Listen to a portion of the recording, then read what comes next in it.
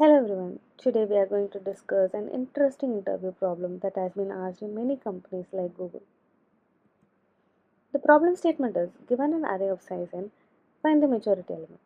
The majority element is the element that appears more than n by 2 times. You may assume that the array is non-empty. The majority element always exists. Now let's understand the problem. Consider this example. Here the array size n is 7. So n by 2, which is 7 by 2, is 3. Now let's count the elements. Count of 2 is 4 and count of 1 is 3.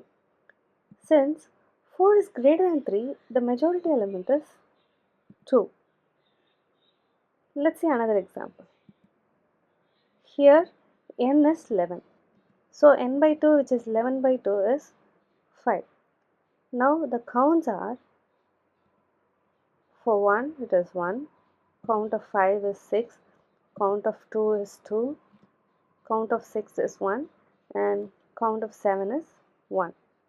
Since 6 is greater than 5, the majority element here is 5. First, let's look at the brute force approach. Iterate through the array and select one element as a candidate. Initialize a variable count and then traverse the array again and count how many times the candidate appears. If the count is greater than n by 2, return that element. Otherwise, move to the next element and repeat the process. The time complexity of this method is big O of n square because for every element we are scanning the array again. To optimize this, let's observe something interesting. Imagine we continuously remove two elements from the array. There are three possible cases. Case 1. In this, we are going to remove one majority element and one non-majority element. Let's see it with example. In this example, n by 2 is 4 and majority element is 5. Consider we are removing 2 and 5. Now n by 2 becomes 7 by 2, which is 3, and count of 5 becomes 4, which is greater than n by 2. So there is no change in majority. Next, we are removing 5 and 3. Now n by 2 is 5 by 2, which is 2. Count of 5 becomes 3. Still, majority remains same. Next, we are removing 1 and 5. N by 2 is 3 by 2, which is 1. Majority is still 5. Finally, we are removing 4 and 5. Only 5 remains. So 5 is the majority element. Next, case 2. We are going to remove two non-majority elements. In this example, first we are going to remove 2 and 3. N by 2 is 3. Count of 5 is 5. So the majority is also 5. Next, we are going to remove 1 and 4. And we are left with only 5s. So the majority is obviously 5. Next, case 3, which is removing two majority. In this case, majority may or may not change. But based on the first two cases, we can conclude that removing two distinct elements doesn't change the majority element. In our problem, it is guaranteed that a majority element always exists. But sometimes interview questions may say the array may or may not contain a majority element. In that case, we need one extra verification step after finding the candidate. Let's see this with example. In this example, first we removed 1 and 2, and then we are removing 3 and 4, then removing 5 and 6, 7 and 8. Only 9 is remaining. But is 9 a majority element? No, right? So in this case, we have to iterate the array one more time and find the count of element remaining. If it is greater than n by 2, it is majority. Otherwise, there is no majority. This led us to a very famous algorithm called the Boas-Moore voting algorithm. The idea is very simple. Think of it as cancelling votes. Every element in the array is treated as a vote for a candidate. If the next element is the same, the candidate gains a vote. If the next element is different, one vote gets cancelled. Since the majority element appears more than half of the time, it will always survive these cancellations. While implementing this algorithm, are we really going to delete the elements from the array? Pause for a moment and think about it. Do you think we actually delete elements from the array? Let me know your answers in the comments. No. Instead, we simulate this idea using two variables, majority and count. Let's see how to do this. In this array, the first element is 3. For now, consider the majority is 3 and the count of 3 is 1. Moving to the next element, 4. Now we got two distinct elements 3 and 4. Instead of deleting them, we are just ignoring them and making the majority as -1 and count as 0. And then we are just moving to the next element 3. Again the majority becomes 3 and count becomes 1. The next element is 6.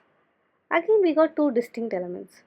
So the majority becomes -1 and count becomes 0. The next element is 1. Now the majority becomes 1 and count becomes 1. And then the next element is 3. We got two distinct elements. So obviously the majority will become -1 and count is 0. The next element is 2. And now the majority is 2 and count is 1. And then again we got another distinct element.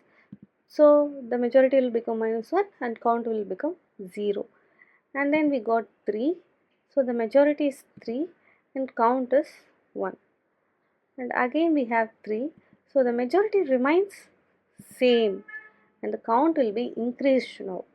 Got it? And again we have 3, right?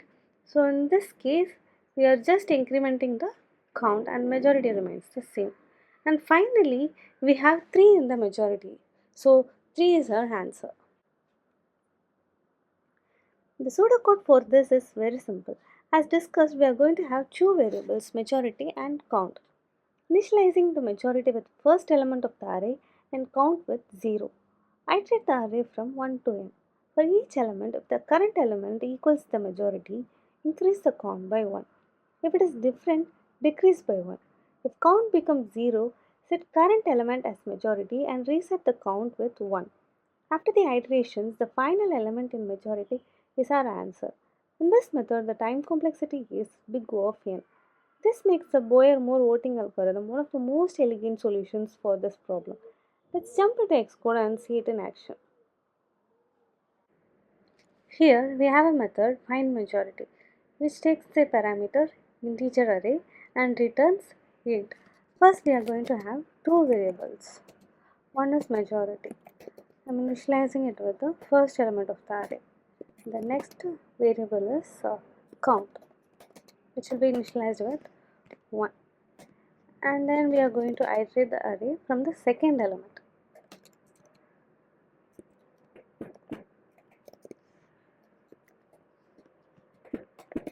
In that, if array of I is equal to the majority, the count will be incremented. Otherwise,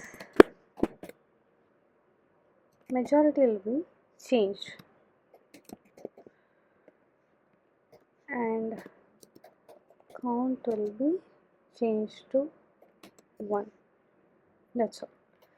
Finally, return the majority. Let's see the output. So 5 is our answer. Let's try for some other array. Okay. We have a different array. Yeah, 3. 3 is the answer. If you enjoyed this problem, comment majority below and I'll bring more interesting interview problems like this. You can also comment for any doubts in this problem. Before we wrap up, a quick note. I also provide iOS training, resume reviews, and mock interviews for those who want to grow in their careers or switch into iOS development. You can also contact me for freelancing support. If you are interested in any of these or need guidance, feel free to reach out to me at amptechtraining@gmail.com. I'm happy to help. If you found this video useful, please like, share, and subscribe for more such content. Thanks for watching.